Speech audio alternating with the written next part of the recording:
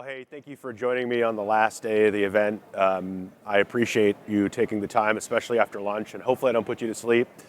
My talk today is about avoiding AI risks in your AWS environment, so very GRC focused, but also very pertinent to kind of the times, right? AI becoming more and more of a thing.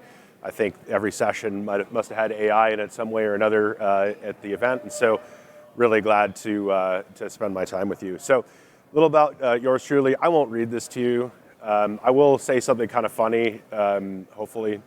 That picture had my wife in it. We went to Paris last year, and I had to use AI to edit her out, so it wasn't like my wife and I on this picture. Maybe I should have left her in, but she gave me kind of a funny look. Anyway, I've been doing this for a while in different capacities. I've been on the technical side, I've been on the sales leadership side. I'm back on the technical side now, so I'm a technical director here at Tenable. Been here for over 3 years, primarily focused on our cloud security products, right? So I've been watching our capabilities expand, and hopefully some of you have experienced that. All right, so here's what we're gonna go over today. Number one, AI adoption and challenges. So with any new technology, lots of challenges. Number two, I'm going to review some risks that we've actually uncovered or discovered as part of our Tenable research organization. And then finally, I'm going to talk about security best practices with Tenable. Obviously, this being a sponsored session, I have to do something at the end that says, oh, and by the way, we can fix all of these problems for you. But anyway, let's proceed. All right, so one of the things, there's a McKinsey survey that came out that said, the state of AI, that AI is expanding in usage more and more and more, right? I think it's safe to say that we've opened Pandora's box with this. And so you can see not just the adoption of AI, which I think is interesting, but also the purple line, which is generative AI, which I use all the time. I don't know about everybody else, but I love asking AI to do my job for me. It's like one of the best things ever. It's like, hey, I need to write this, and it's like, sure, I'll write that for you, and I say, awesome. Work smarter, not harder, right? So I didn't use AI to write this, though, just for the record. All right, so AI is increasing. Whether we like it or not, AI is here to stay and growing. So, Tenable Research, so obviously we have a research organization at our company.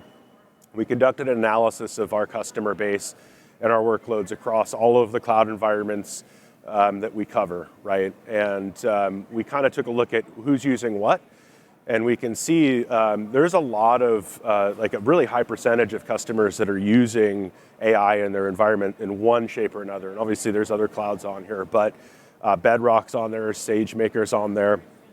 And so we've got a lot of different tools, a lot of people using them. So if you think about the last two slides, this really highlights the amount of risk. Okay, so if everybody's using this stuff and it's continuing to get more, how can our threat actors, or not our threat actors, the threat actors take advantage of this and give you a bad time? So as part of this insights that we're gonna share today, we're gonna bucket it into kind of three primary things. So the first one is cloud native AI services. So that's, Bedrock, SageMaker, those kinds of things. The storage for the data, right? So you can have a model, but you've got to have storage for the model. It says this is the training data that you're going to use. S3 buckets, I'm looking at you, but there's others as well.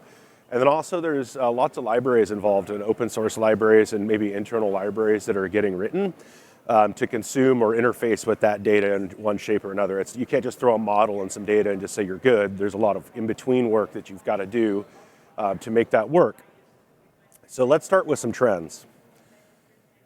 First of all, the first trend is something that I think we're all kind of familiar with, or I know I am with my background, is the reason why we're going to cloud, right, was always number one, kind of velocity, right? So we wanted to go to market quicker. So we're saying, cool, we're going to go to the cloud. Maybe we save some money, but also we're going to be able to do things quicker. And it was kind of the Wild West, right? And some would say that it still kind of is the Wild West a little bit in the cloud. But hey, now we've got this new thing to worry about called AI.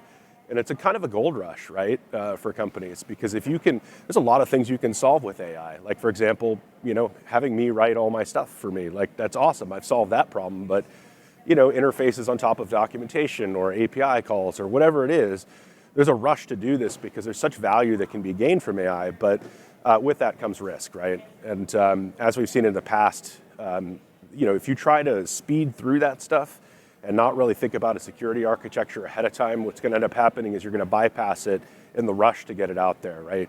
And we've seen this over and over again. I don't care what the technology is. At the end of the day, if you are in a rush to get something out, security often is the kind of thing where they're like, oh, we'll worry about that later, no problem.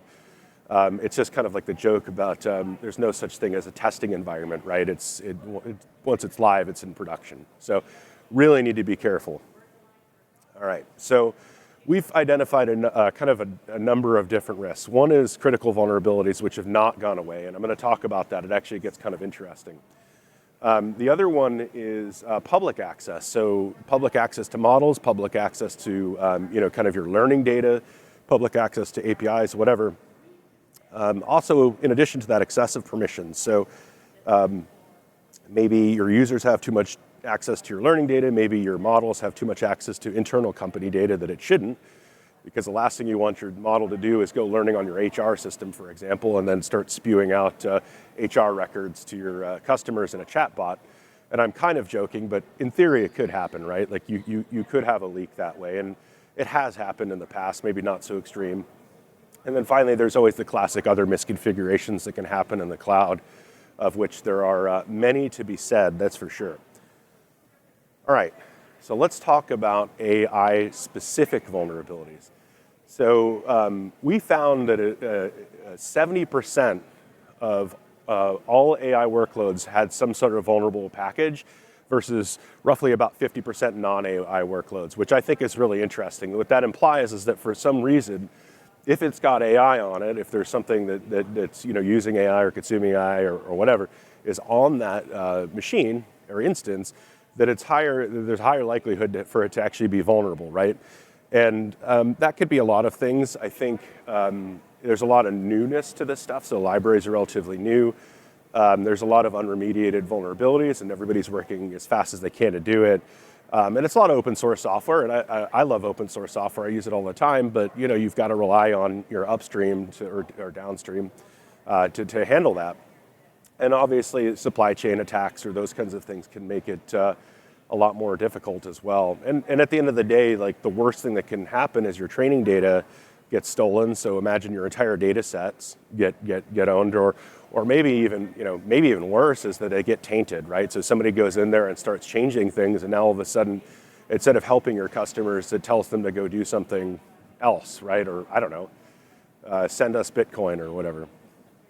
So to give you a couple specific vulnerabilities, there was some interesting ones. I actually used AI to query this to see, hey, is this really a thing? And yeah, it sure is. So there's a SOX 5 vulnerability in curl, which is a super popular web crawler get program out there.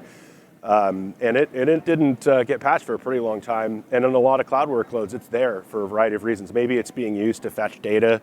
Maybe it's there because they forgot to remove it or whatever it is.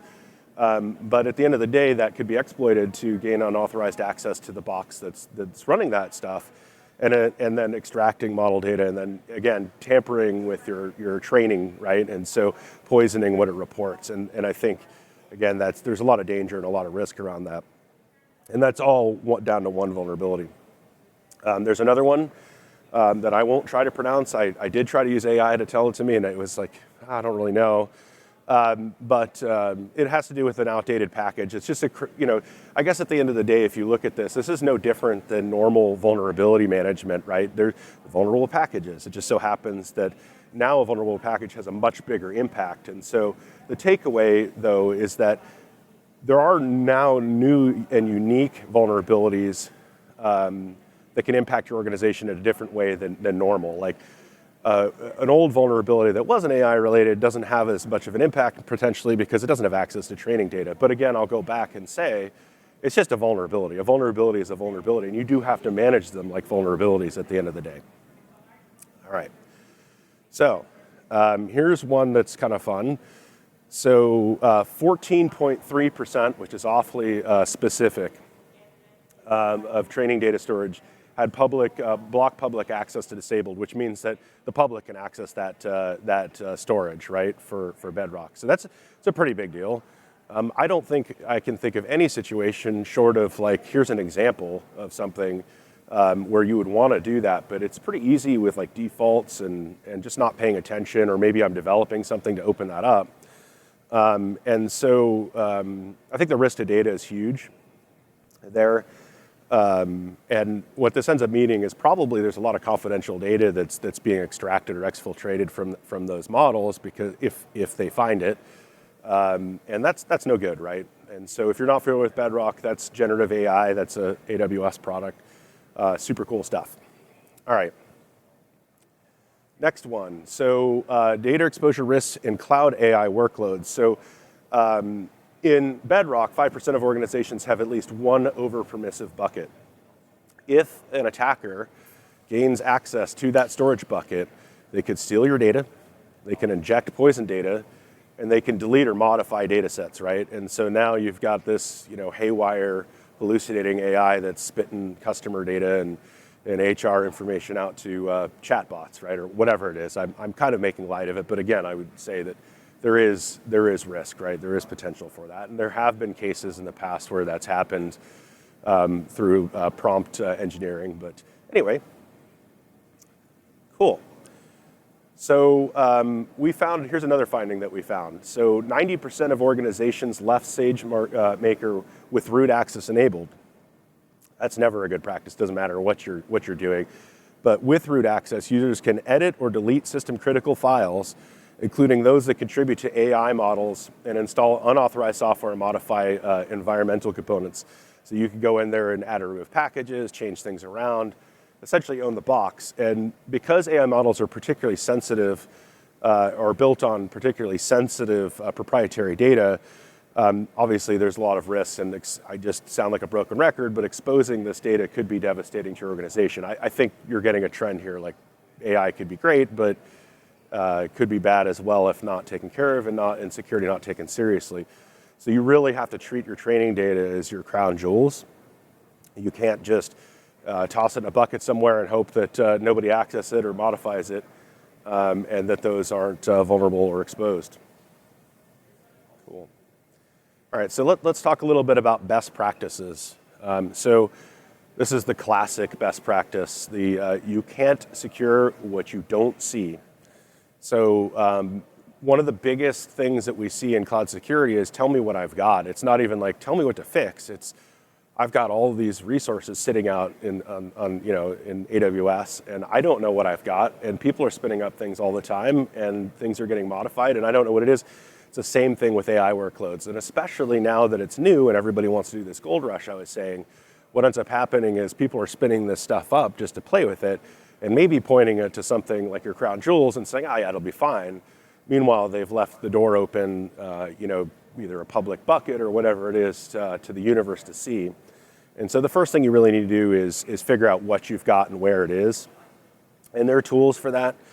AI Secure Posture Management, which is one of those new acronyms, is one of them. We'll talk about that.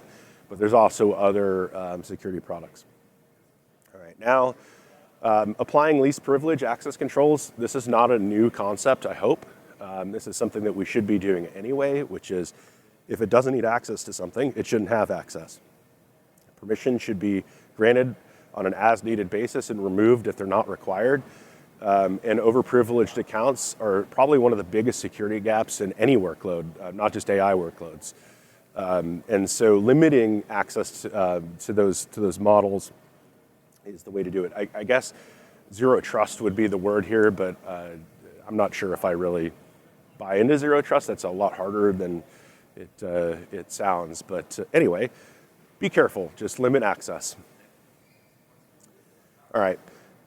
Securing your AI training data and storage. This is I've been saying this over and over again. Misconfigured storage is an easy target. It's been an easy target for forever.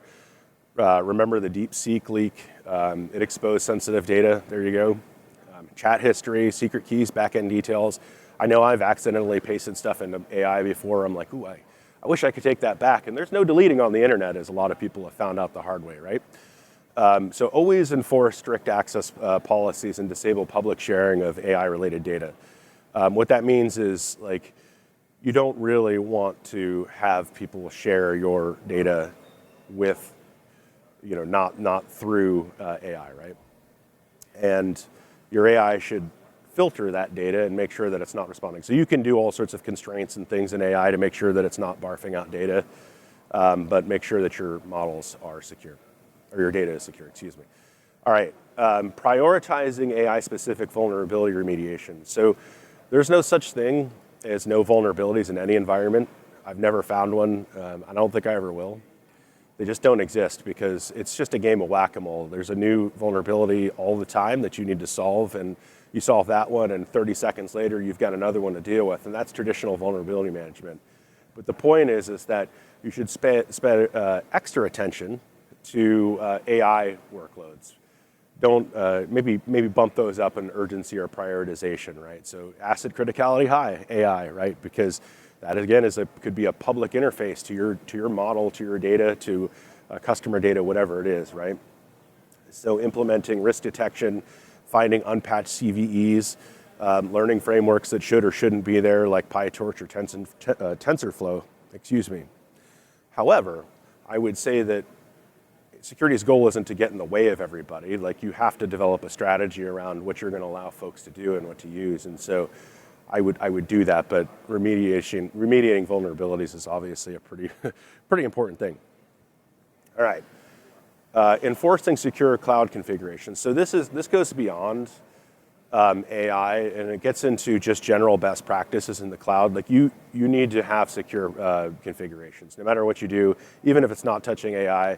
If you ever see like a graph model of all the stuff in your AWS environment, you said everything is interconnected with each other, just because I'm saying like focus in on this AI resource right here, doesn't mean that you don't need to pay attention to all the rest of the stuff, because there's a whole lot of dependencies, there's a whole lot of things that ride along with that, that could potentially create an attack pathway that you're not aware of, right? And so at the end of the day, you've got to be secure everywhere.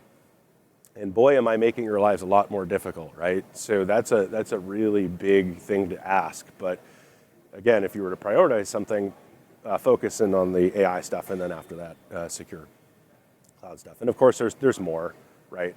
So we have a report that I would encourage you to read on AI, Cloud AI Risk Report on Tenable's website. So definitely grab that. It's got a lot of these statistics in it, and it's a pretty interesting read, pretty revealing. And we also came out with a new risk report for 2025, I think actually today, so worth a read. We've got a pretty stellar research team that's out there writing this stuff and doing research, and we've got a lot of data points. Tenable's been doing this for a very long time, and our research team is, I'd like to think, world-renowned. All right. So the takeaway here, though, is that AI security must be proactive. You have to address misconfigurations and vulnerabilities before they're exploited. Big shocker. You got to do it.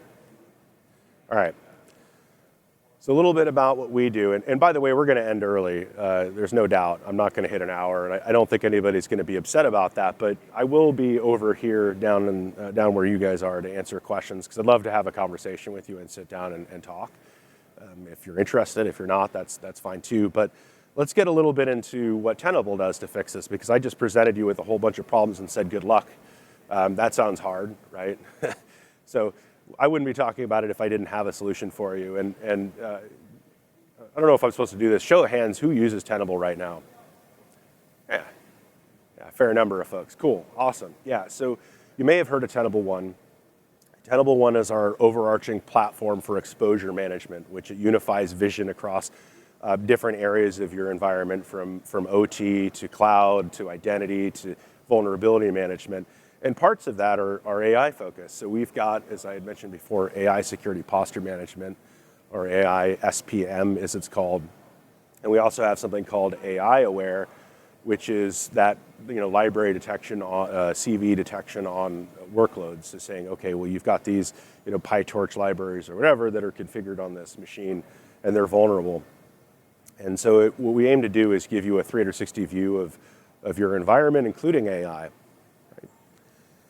All right, so what I'm going to show you is from our cloud security product. This is AI SPM. I would have loved to do a demo, but I'm cursed by the demo gods. So whenever I do one of these things, something will break, my laptop will fall on the ground and catch on fire or whatever.